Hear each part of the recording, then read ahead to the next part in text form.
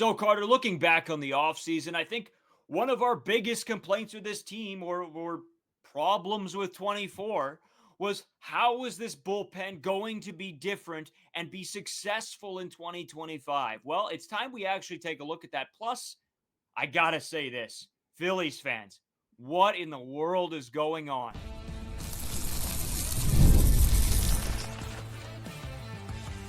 You are Locked On Blue Jays, your daily Toronto Blue Jays podcast.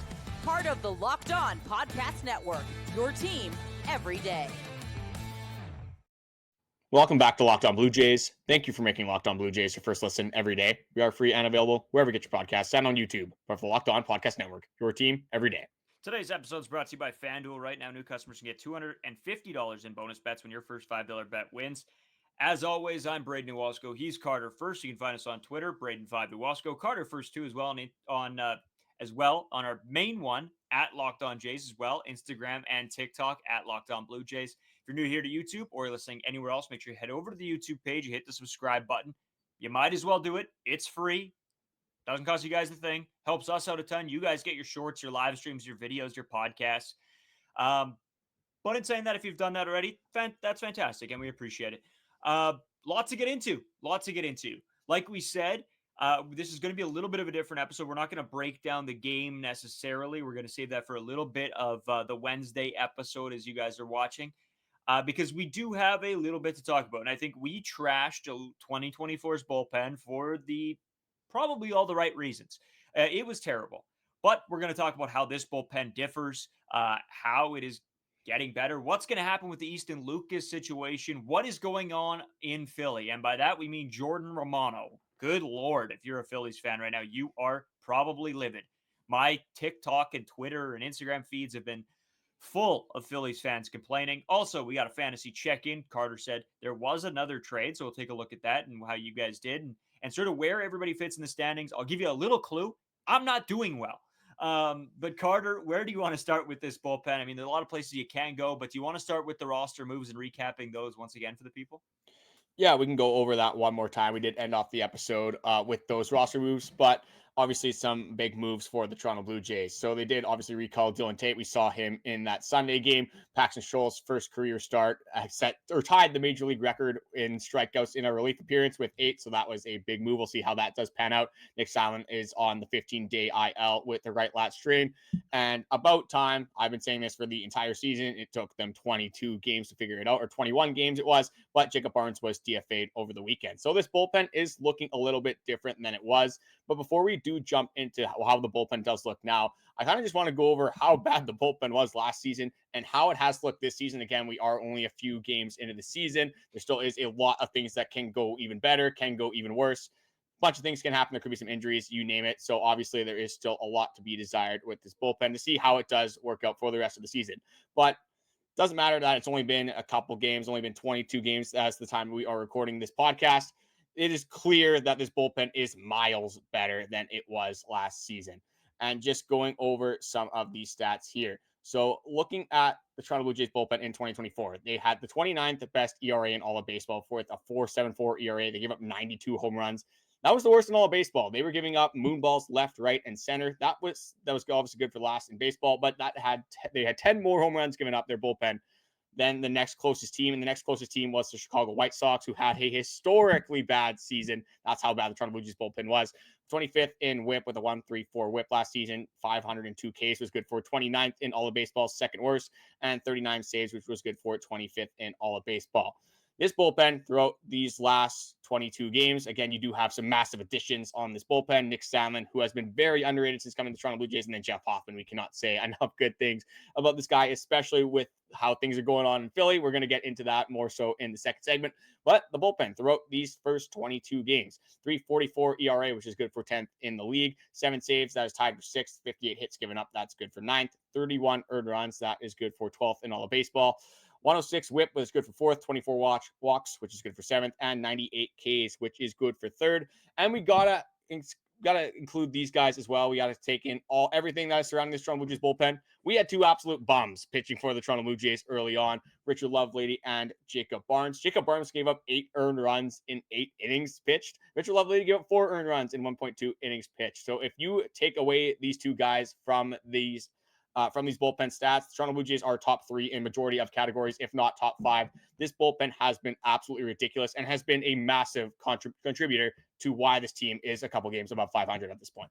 Oh, it's massive for the success of this team. I mean, you know what, we talk about how great the pitching is on this Toronto Blue Jays staff, and throughout all of the starters, you know, besides maybe Easton Lucas in the last couple, have all been very, very good. And this team has problems scoring runs. That's not a secret to anybody.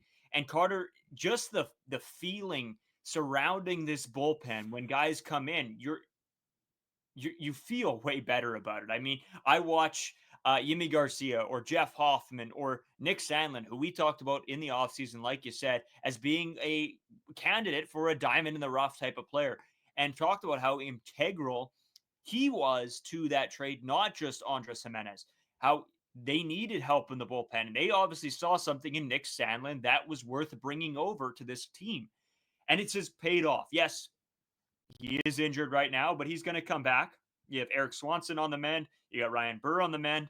This bullpen is only in shape to get better, which is something that I think me and you love, because there were guys talking about, obviously, Barnes and Lovelady and Fluharty you can somewhat throw in there as well, about guys that you're not the most confident in going out to the mound.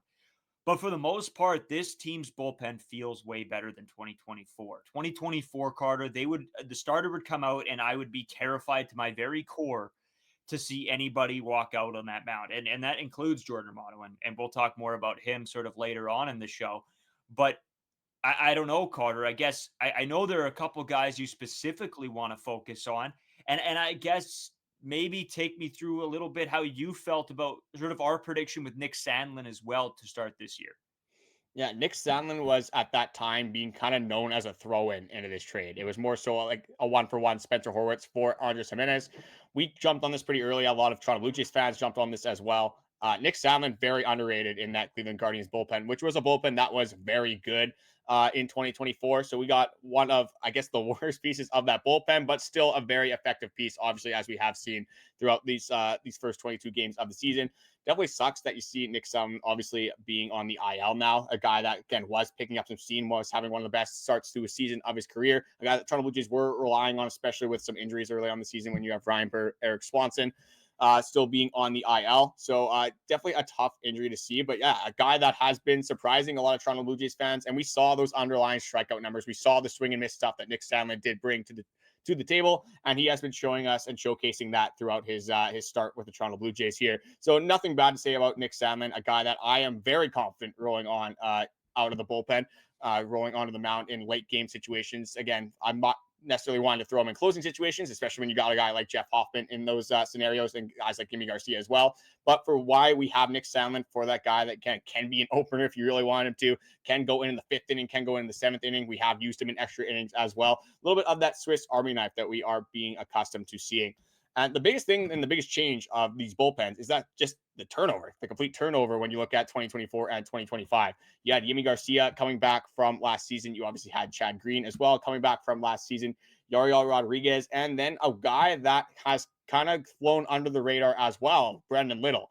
Another guy that last season, you had one stat that completely stood out, is that this guy was giving up fly balls, and at least I think the stat was around 50% of the fly balls that he was giving up were leaving the ballpark. So 1 out of 2 times that Brendan Little gave up a fly ball, it was going to be a home run. Obviously, that is not something that should happen in the long term, and that is not what we're seeing in the long term. Brendan Little does, again, guy that carries that strikeout stuff, a guy that has been a huge piece for the Toronto Blue Jays, especially, when you had Tim Meza as that predominant left-hander that you were throwing out in your bullpen. That did not go very well in 2024. You needed somebody to step up, and there was a huge concern amongst Toronto Blue Jays fans with this kind of lack of lefty options in the bullpen. We were guys that were talking about the lack of lefties. We had Brendan Little, didn't really know a lot about Mason Flaherty, did know that he could contribute at some point, but we were looking for a guy to come in the 7th, 8th, 9th inning that could just shut the door. Brendan Little has done that so far, and I've been pleasantly surprised of what he has done for this Toronto Blue Jays team, especially when you have just multiple other relievers that you can rely on in multiple different situations. Absolutely. Brendan Little has been a shock to me a little bit because he was one guy, you said it, came out of nowhere, and I was a little bit unsure of him. I was very weary of him last year. And then I think going into this year, I was even more terrified that he was the only big lefty that this team was going to produce or whatever.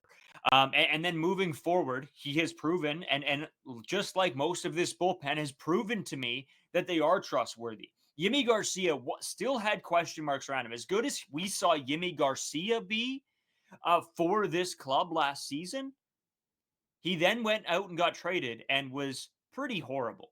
Then comes back to Toronto this year and has been immaculate. And I know you want to get into Yimi Garcia probably more than anybody wanted to ever talk about somebody ever, because I think yesterday you were bringing it up to me like crazy when we were on the phone together and on the pod. So I can't wait to talk more about Yimi Garcia. But I mean, you look up and down this lineup, like Erik Swanson on the mend is a guy that, we talked about for bounce back candidate. I know you are big time on the Erik Swanson bandwagon, and I think it's for good reason. He's shown you that he has world-class stuff when, he isn't dealing with either injuries or family, tragedies, we will say. Good thing everything worked out there.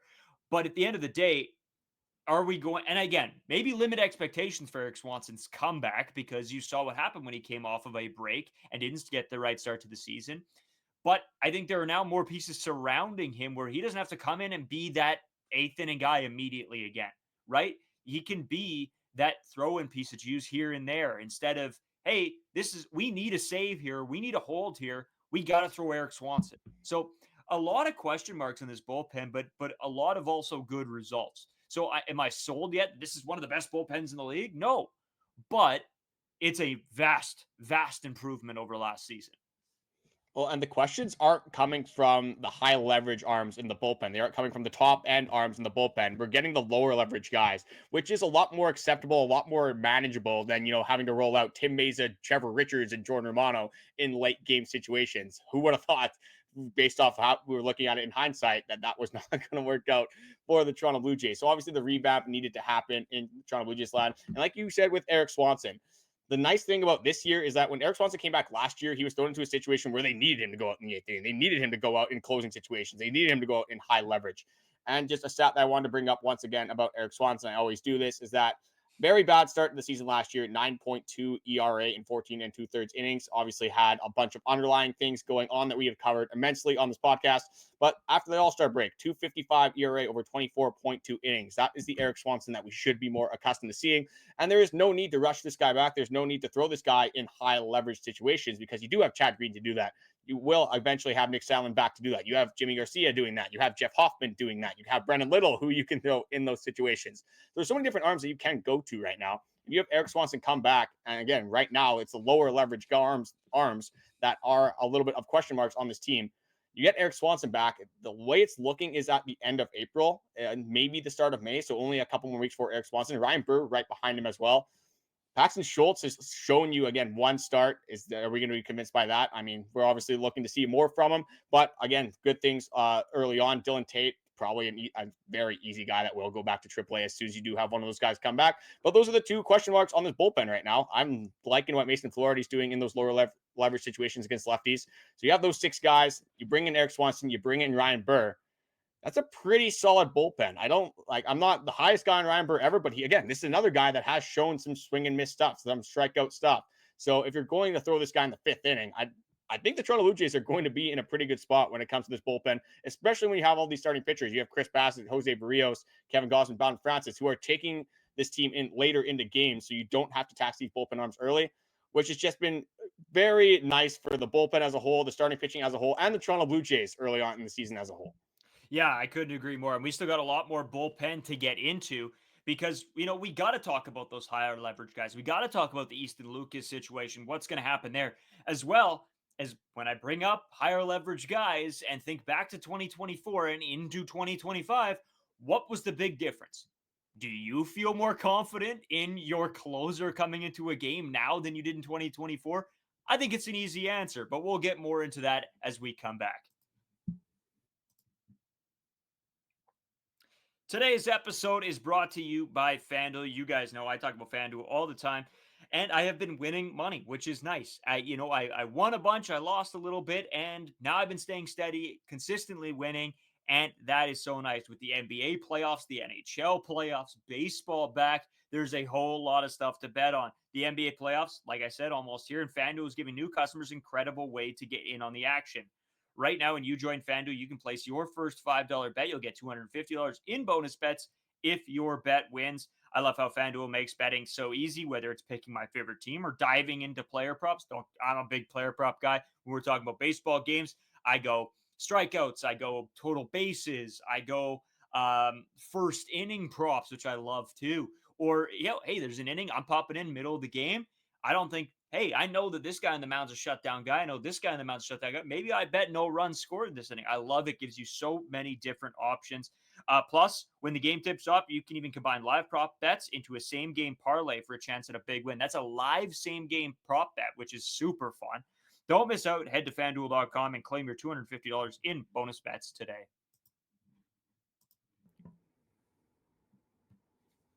So, Carter, as we continue on, obviously we want to talk about the big dogs, but again, you know what? I sort of have, this was a conversation, I think, that has been brewing in between me and you for a little bit of time now. And I think in the back of the heads of other Toronto Blue Jays fans, again, sometimes we don't just like to talk with me and you. And we talked yesterday about how we had the social on the weekend and, we were hanging out with some buddies. And we like to get their opinions too, because we look at the game a little bit differently now that we have the podcast, right? We're watching every pitch. We're watching every at bat with a very keen and a little bit judgmental eye, whereas some friends of ours are watching it for the enjoyment and the excitement. And so I asked them how they felt about the bullpen. And honestly, they didn't have a great answer for me. It was, yeah, the bullpen's been good, like not noticeable almost, where they come in and they do their job and you almost don't have to think about it. And I don't want to overhype this pen because they've had their problems, but I think in the grand scheme of how this season has started, you got to be really thrilled with where this team is at, not just in the, late inning guys. Even with the problems that you had with Yariel Rodriguez early in the year, Carter, he's even started to look like he's coming into his own with the role that he's been given as of late as well. So there are some pieces to this pen that are having great success. Now, like, again, we've been over the Barnes, we've been over the Love Ladies, we've been over the guys from last season, Carter, but where do you want to go next? Who's the guy that, I guess it's time to talk a little bit about the back end. Do you want to start with Yimi right here and really dive deep into Yimi Garcia? This is actually what I want to start with. You said you don't want to overrate and overreact to this bullpen. I don't think there's anything to overreact to. I think this is the real deal. I think this bullpen is here and is here to stay. Just because we are confident in so many guys. Like, we haven't even talked about Yimi Garcia, which is the next guy I am going to absolutely fire off on all cylinders about, because he has been it seems like he's getting forgotten a little bit in Toronto Blue Jays land. Even by us, we haven't really talked about him a lot on this podcast, but he has been absolutely phenomenal. Like, let's just go over who we're confident in, who goes out and mount. Jeff Hoffman. I mean, what more do I have to say? Yimi Garcia, same thing. What more do I have to say? Nick Sandlin, we just went over how good he's been. That's three guys that I'm confident in. Chad Green, I'm not going to say like he goes out there and I'm like, oh, there's nothing's going to go wrong, but I'm still confident Chad Green can go out there and have a good day. Brendan Little, another guy I'm confident in. When Erik Swanson comes back, that's going to be another guy I'm confident in. You have five guys for me. There's five guys in this bullpen that are going to go out there and can give you zeros consistently. There's not a lot of bullpens out there that can go out there and say that. I don't think you're going to get too much change throughout this bullpen. And even if you do have one guy struggle throughout the season, you got four other guys that you can go to pick up the slack. So I think with this bullpen, I think this bullpen is the real deal. I think this bullpen is going to be a top 10 bullpen to finish out the season. And it's going to be led by Yimi Garcia and Jeff Hoffman, two absolute studs at the back end of that bullpen. I'll throw it back over to you for one more just kind of remark, and then I want to get into Yimi Garcia. Yeah, I got to give you your time for Yimi. But I almost think of a bullpen like I think about umpires or like I think about referees in hockey. If you don't notice them, I think that's a good thing. And, sometimes I feel like that happens with Kevin Gausman as well. We talk so much about how great Kevin Gausman is, but we really don't. Like me and you watching the game would be like, man, this guy is unbelievable. But then you go, when you're talking with people outside, and he's not the first guy's name brought up, but maybe he should be. We talk about Chris Bassitt a whole lot because he has had an immaculate start to the year. But Kevin Gausman, I feel like there needs to be more talk around him, Jose Berrios, just this pitching staff in general. They have so many dogs. And it sort of becomes that, right? With the star power of Vladimir Guerrero Jr. and Bo Bichette and Anthony Santander, some names get a little bit lost in the wind. And I feel like maybe as a bullpen, that's good. Maybe you don't want to be the one guy we'll talk about after Yimi Garcia. But let's get right into him. I'm going to keep teasing it because I want to talk about this story because it's just so unbelievable from the absolute fall off that has happened. But start on a good note with Yimi. But I think your take kind of holds true. I just want to quickly go over this as well. You said that if you don't notice the bullpen, that's a good thing. I think people are noticing Jeff Hoffman. I think people are noticing Yimi Garcia. I think that more so holds true for like your middle arm guys, your lower leverage guys. If you don't notice those guys and they're not having these massive blow up starts, I think that's going to be a good thing for your baseball team. But I do want to obviously jump into Yimi Garcia because just absolute electricity. Has not given up a single run. The pitch mix, the Jimmy high heaters, it's ridiculous. But the thing I really want to focus on is when we look at this free agency class, when you go back and look at some of the arms that were going off on the market, there were a bunch of people that got paid more than Yimi Garcia this season. And I have the full list of them. Tanner Scott, which, I mean, there's no debate there. There's a lot of good relievers on this list, obviously, but we're going to continue to go on through them. Tanner Scott, Kirby Yates, Carlos Estevez, Jeff Hoffman. Jeff Hoffman's pretty good. I'm okay with that one. Blake Trinan, AJ Minter, Aroldis Chapman, Kenley Jansen, Jose Leclerc, Andrew Ketteridge, Jordan Romano, who we will continue to talk about, and Tommy Canley. There's, 3 players on this list, maybe 4 players on this list right now that I'm taking over Yimi Garcia, and this is our setup man right now. This guy's getting paid $7.5 million over the next 2 seasons to be the biggest beauty of all time coming up before Jeff Hoffman makes his mark on the team in the 9th inning.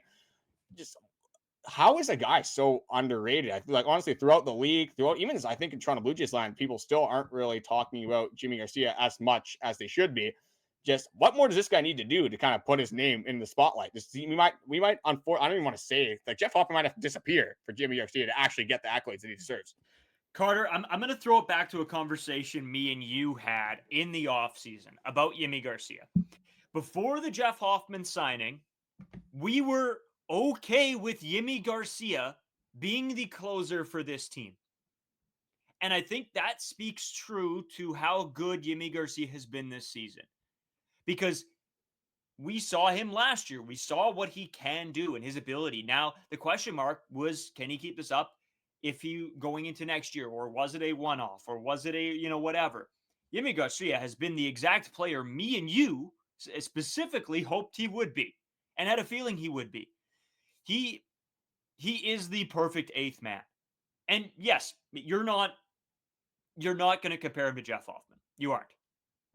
Hoffman has been so electric all season, but in the same regard, a Yimi Garcia, Jeff Hoffman 1-2 punch. I mean, you pretty much have a 7th, 8th, 9th that really they're going to give up 1 run every 5 times that they go out there. There's not almost any baseball team in the MLB that can say that right now. The way things are going right now, the Toronto Blue Jays play 7 innings and they're up going into the 8th inning. You have Yimi Garcia and you have Jeff Hoffman available. You can go to bed. Like you can call the night early if you really want to. I wouldn't advise to do that because it's a lot of fun watching these guys do what they're doing on the mound. But most of the time, 90% of the time, the score probably is not going to change with these 2 players, which is, again, so refreshing to have at the top of your bullpen. And I think this is time that we do have to get in this thing that I don't really want to get into because Jordan Romano has done so much for the Toronto Blue Jays, and he has been so good for the Toronto Blue Jays that I know the Phillies fans absolutely hate this guy right now. They absolutely hate this guy's guts. You're paying a guy $8.5 million, a guy that, wasn't necessarily supposed to replace Jeff Hoffman, but was kind of supposed to fill in at least part of his shoes. And he really has not been doing that right now. He has not been doing that at all this season. It has been absolutely horrific for Jordan Romano. And I don't usually like doing this either, but you got to give a little bit of credit to the front office here. We and you wanted Jordan Romano back. We did realize, like, hey, you probably have to add a high leverage arm to this bullpen. We wanted Jeff Hoffman. We wanted Jordan Romano back there too. We wanted both of them back. We're still big Jordan Romano guys. In hindsight's always 2020. Wouldn't have been very good for Jordan Romano to be pitching for the Toronto Blue Jays right now. I wish we could watch more of what Jordan Romano has been doing, because I didn't get to watch his Miami Marlins start, but he got absolutely rocked in that start. I've seen multiple articles coming out about Jordan Romano now. Just overall, very sorry to see it. I hate seeing Jordan Romano struggle, especially being a Canadian. Again, all he has done with the Toronto Blue Jays team. But I would be an idiot to say that there is not a clear difference between Jeff Hoffman and Jordan Romano as soon as they get on the mound in that ninth inning. Yeah, dude. You know what? And that's what I mean. I said this sort of I don't know if it was the start of this episode or if it was the end of last episode, but that it sucks to see my timeline filled up with Jordan Romano clips. And he went out and spoke to the media after that blow up start, Carter. I have the quote if you don't have it. Yeah. If you want to bring it up, I was just going to sum it up, but go for it. Yeah, I got the full quote here. So he said, "I felt confident, honestly, in all my pitches. I don't know. They were seeing it really well today. Everything I threw in there, I felt like they were pretty comfortable with. Obviously, putting pretty good swings on it.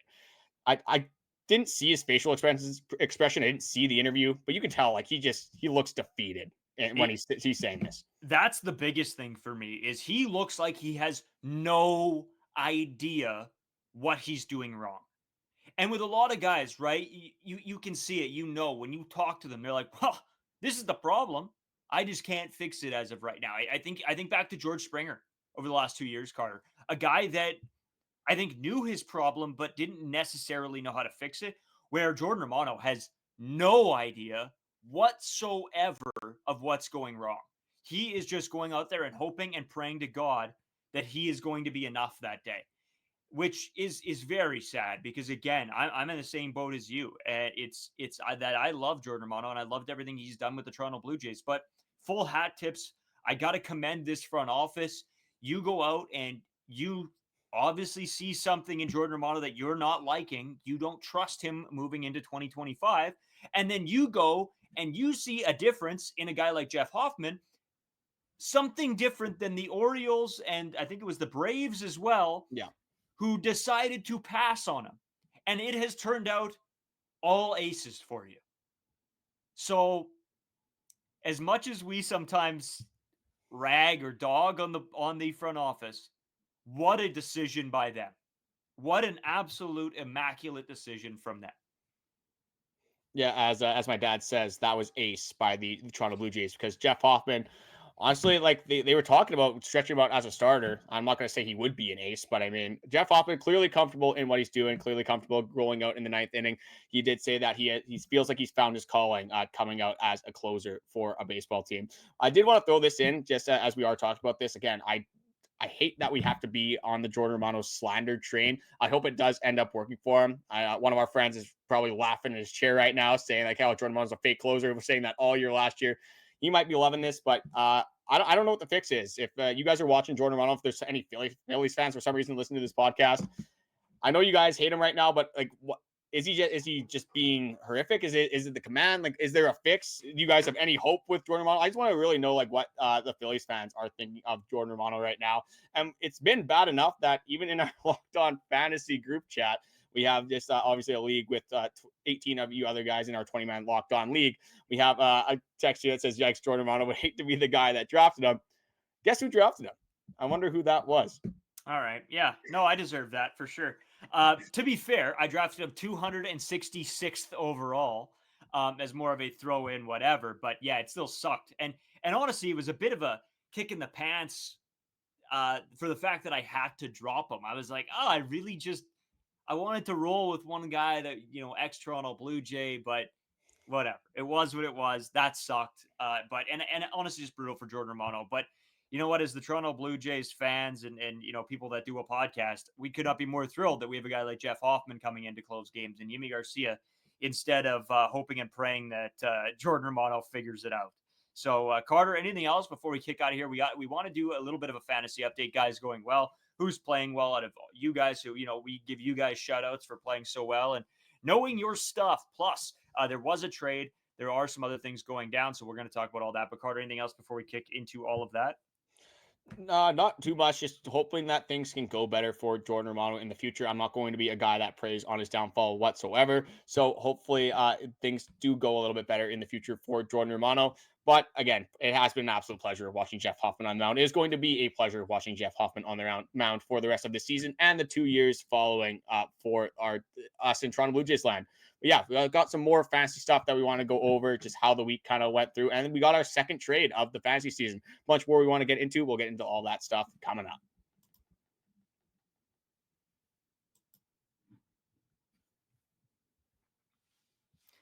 So Carter, it is fantasy check time. I know, we're never sure where to throw this into because there's always a billion things going on after the weekend.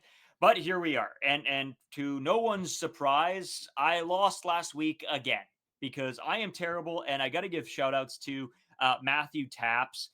He has been rolling this league. I believe he's 4-0 now, Carter. So big shout out to him. He's made some, obviously some great picks. And I believe you're 4-0 as well. So props, hat tips to you. How is that trade that you made? How is it looking for you? I love Gunnar, man. I love him. I love that the pitching on the Orioles is absolutely horrendous because they are a bad baseball team. And I can kind of just let my mind be at peace. If Gunnar Henderson goes and hits 3 home runs, they still might lose that baseball game 13-12. So, I've been liking it when, Julio Rodriguez, very good baseball player, but playing in Seattle, we obviously know about that ballpark. We know that the ball does not carry too much there. And then just positions of need. I did need a shortstop on my team as well. So definitely not going to complain about that at all. But you did say, yeah, you gave some props to Matthew. Matthew is the only guy ahead of me right now. I'm actually going to check as we are doing this episode if Joseph, he was the other guy that was 3-0 as well. So at least there is 2 people that are 4-0. I thought I was losing this week. I'm not going to lie. I had myself written off fairly early on because who I was playing had a very good day. I believe it was Steve who I was playing, had a very good start to the week, but ended up kind of falling to me. I had some good matchups later on in the week, and it looks like it's just me and Matthew at the top here 4-0. So we're going to have to see when we do end up playing. I would love to go undefeated in the fantasy league. Just not going to happen. I'm destined for a loss eventually. It's fantasy. There's luck. It's baseball season. It's a lot of ups and downs, but it definitely nice to start out 4-0. But I did want to go over that other trade and just kind of get your instant reaction on it. I'm not sure if you have seen this yet. I did bring it to your attention, so I will just quickly go over it right now. So we have Jim Holler and Haley Holler. Again, I hope we're pronouncing your guys' names right. If we do butcher them, I am sorry about that. And leave the way to pronounce them in the comment section. But they are trading to Jason. They trade, this is how I'll describe it. Okay. So Jim Holler and Haley Holler receive Zach Gallen, Ketel Marte, and Cody Bellinger. And they, on the move, they have going to Jason, Chris Sale, Jose Altuve, and Michael Harris. Big trade. Pretty big blockbuster trade. Man, words are being tough right now in this fantasy segment. Blockbuster trade, second trade of the year. Just overall thoughts and feelings to this trade that was made. Yeah, you know what? To be honest with you, it's interesting. I don't really. I really liked Michael Harris going into this season, and I thought he was going to be a great later addition. So I like that pickup, but then also the Ketel Marte get for Bush League bullpen. I really like that as well. And Zach Gallen, Chris Sale, I think that's a pretty on par. You're going to get fairly close to production. The Cody Bellinger, Jose Altuve, again, we'll see how the rest of the season continues for Jose Altuve. But Cody Bellinger has been looking like a bit of a dog. He hit another home run just the other day. So you know what, Carter? To be honest with you, it's a big trade, but I can understand the fairness in that trade, especially of positions of need for certain people too. Oh, it's definitely a very close trade, and it's very hard to tell right now who's going to come out on top. Obviously, that trade happened like a day ago. I think it just went through yesterday. So we're going to have to go review some of these trades, review my trade, review trades later on at a later date to actually see, hey, who won this trade, who lost this trade.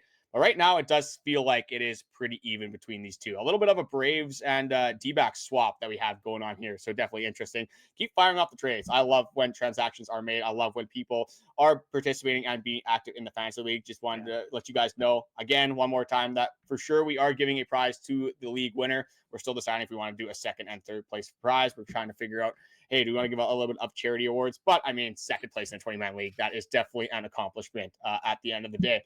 But yeah, we're just continuing on the fantasy grind, continuing on this baseball season. My fantasy usually doesn't go that well. I don't even know if I want to say what my record is. I am going to say it. Hopefully it doesn't get jinxed. I'm in 3 leagues. I'm 11-1. Things are going really well right now. I've lost 1 week. It was the first week of the season in like a 4-game stretch. So again, I hope this can continue, but I'm not exactly optimistic. I'm not necessarily expecting my fantasy season to go that well, but it's definitely been nice that the Toronto Blue Jays have been playing good baseball and my fantasy teams have been performing as well. Yeah, it sickens me. It actually sickens me how well you're doing, because I believe in our friends league I am 2-2, I believe. Yeah, 2-2, and then I'm also 1-3 in the Locked On League, and things have just not gone my way in the Locked On League. I honestly don't even know what my problem is. I've tried to make Well, some your DH roster is an issue, adjustments. that's for sure. My DH is absolutely an issue, but like I got screwed with that from myself of all people. I'm also the commissioner, and I screwed myself with that. So I deserve every bit that's coming to me. I hope that we can turn things around. But as always, guys, we appreciate you playing, you watching, you sticking around. And you know what? This is a little bit of a different episode, but there was just things we had to talk about, things that had to get done, things that, sometimes we just can't find the time for. And so once in a while, we are going to have to just like bump the talk. And you know what? We have personal lives as well. We have stuff going on outside of the podcast. As much as we try to be all hands on deck all the time, once in a blue moon, we do have to pre-record an episode. So I hope that's cool with you guys. We try not to. And hopefully we still make it entertaining, and we still try to bring you guys reliable, ready information that's going to affect this season. And it's not just some filler or whatever. So, and we can talk about this team all the live long day as well. So that's a great thing. Carter, anything before we kick out of here for the day and let the people sort of have the great rest of their Tuesday? Yeah, at the end of the day, we're never going to miss an episode for you guys. There's definitely going to be content of some sort coming up to you guys. But I'm 23, you're 25. It's a big night. Obviously, it's a big weeks, hopefully, months, hopefully, of the playoffs for Winnipeg. Obviously, they are the first place team going into the playoffs in the NHL. So we do want, again, when we have the opportunity to go out there, obviously support our city and just live our personal lives as well. We are going to watch the Jays game. We are going to continue to watch Jays games, but we tried as best as we can to not limit this podcast with or limiting our social lives entirely. We still go out on weekends, still like to enjoy ourselves, and I'm sure you guys do as well. So I want to say, obviously, thank you guys for watching. The likes, comments, all the support recently has been much appreciated. We're hammering the shorts to you guys. Content, the podcasts are always going to be coming out as well. We are planning another live stream at some point. We're going to have to decide which game that we do want to go live for. We have a lot to choose from, obviously, so we will be going live at some point to you guys once again. But yeah, just trying to just catch up from the weekend, still recovering from the food comas that I have been in, but feeling a little bit better now. But Braden, I'll throw it over with you one more time. Anything else to add before we do head out for the Tuesday episode? Yeah, Carter forgot just the one thing. You forgot to mention that when we do that live stream, you know what's going to happen, right? Oh, yeah. Okay. I forgot you said this on the podcast. I'm not looking forward to this. It's 999 challenge is going to be rough. I don't know if I can eat 9 hot dogs if I, prepared for it and didn't eat anything in the entire day. Never mind, having the 9 beers on that as well.